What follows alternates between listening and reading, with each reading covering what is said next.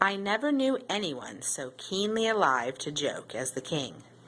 To tell a good, funny story was the best way to please him. Now several kingdoms still have jesters, silly people.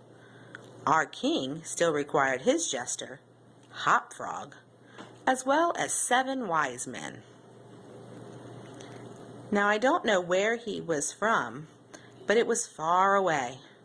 A young girl was brought also. Her name was Trippetta. They were brought as slaves and presented as gifts for the king.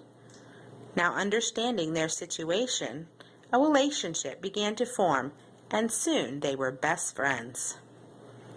As it happened, the king was preparing for a party, and he summoned the 2 slaves before him. So when the 2 came before him, they saw the king sitting at a table with his counselors drinking, in an upset mood. Understanding that Hop Frog did not like wine, the king asked him to drink a cup. He then asked Hop Frog to make up costumes for him and his counselors for the party. "I'm trying to make something wonderful," said Hop Frog. "Trying? Maybe another drink will help you," said the king.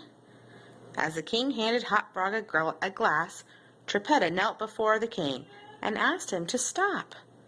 The king looked at her for a moment, and he was shocked. Then he shoved her away. Then Hop Frog began laughing and promised to have the best costumes, but he would need 8 volunteers.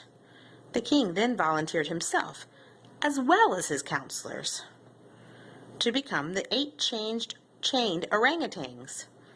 So he dressed them in tight clothes, then covered them in tar, then wrapped a chain around their waist and wrists, so the men made a circle.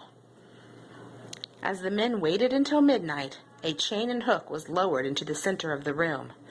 As the men entered the room, they began shouting and hollering until they reached the center of the room. Then they were stuck on the hook and hoisted into the air. When the crowd calmed, Hop Frog grabbed a light from the wall and said he would see what was happening.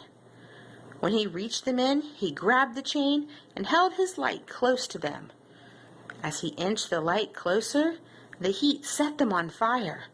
Turning to the people, he told them that they were the king and his council. He then climbed the chain and left through a window and was never seen again.